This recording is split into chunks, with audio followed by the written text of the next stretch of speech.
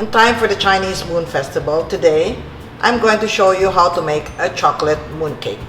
It's filled with coconut and mangoes. I hope you'll enjoy this. Let's get started.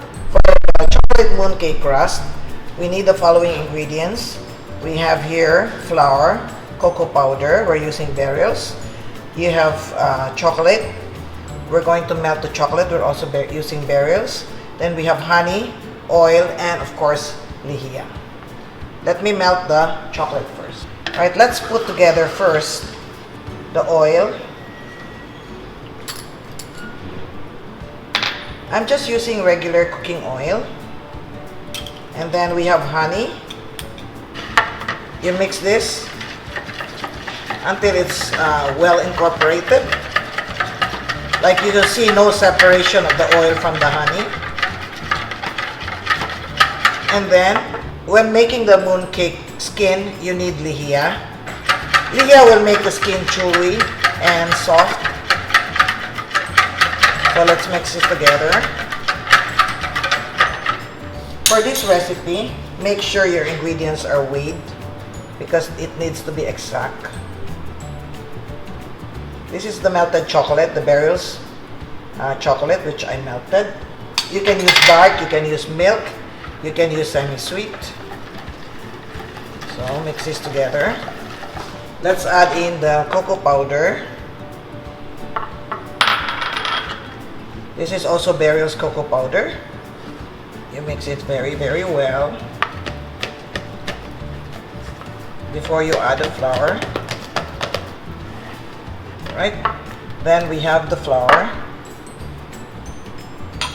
Once you add the flour, of course, it will start to thicken. When you make this recipe, you have to make the skin ahead of time. You can do this overnight, or you can do this 1 or 2 hours before. Because if you use this immediately, the skin will break when you fill this. So we want to avoid that. So here, once it gets to this consistency, you mix this by hand.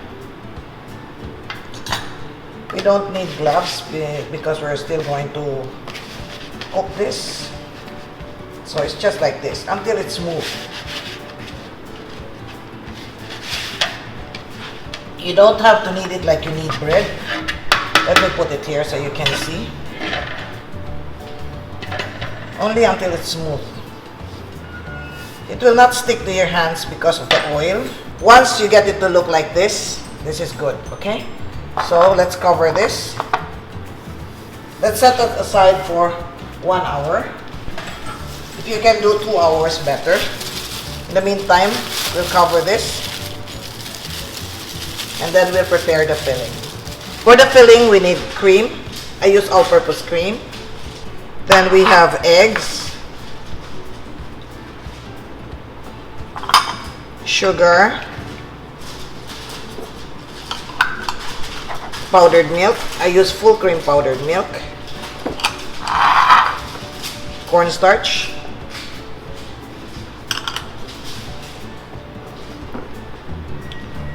dried mangoes.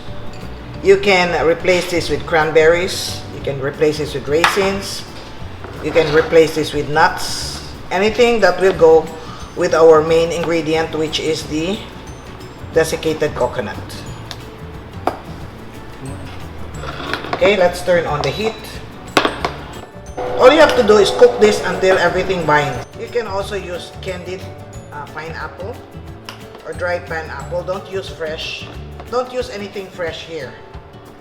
You can use, as I said, raisins, cranberries, whatever you have, which is candied, and we'll go with the desiccated coconut.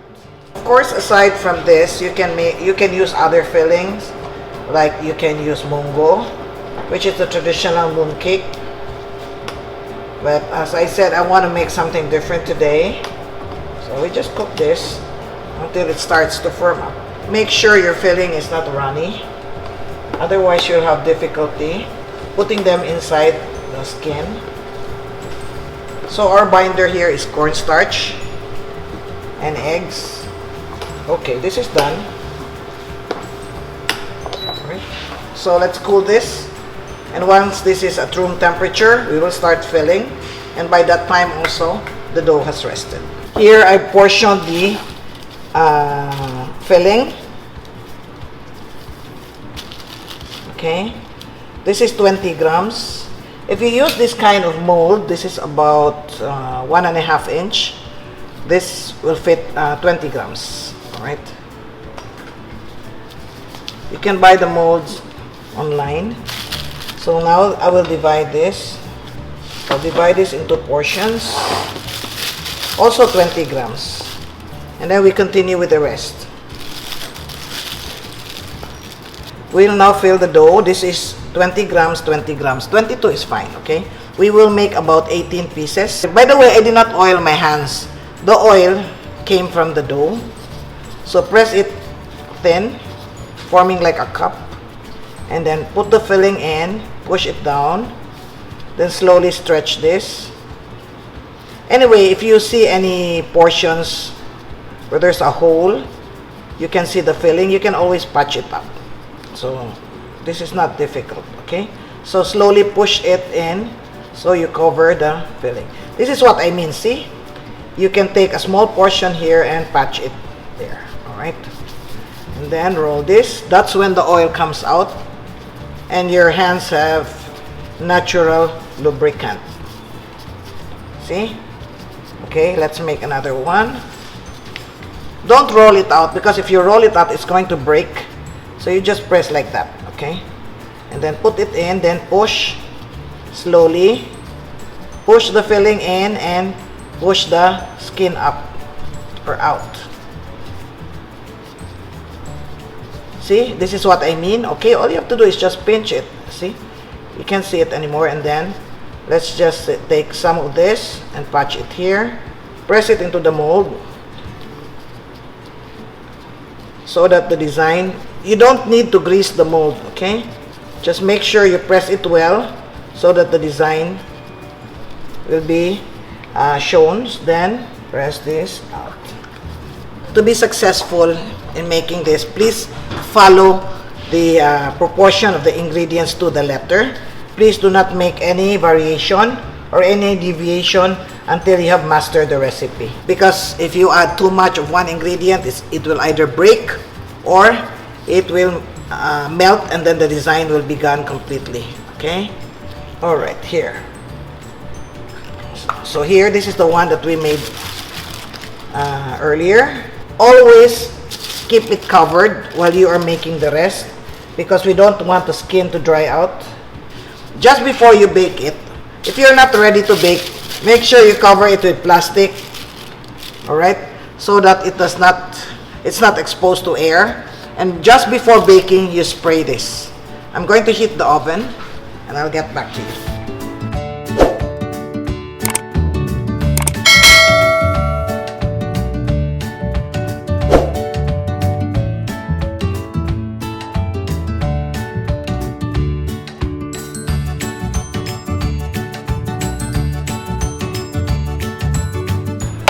The oven is ready, so we need to bake this.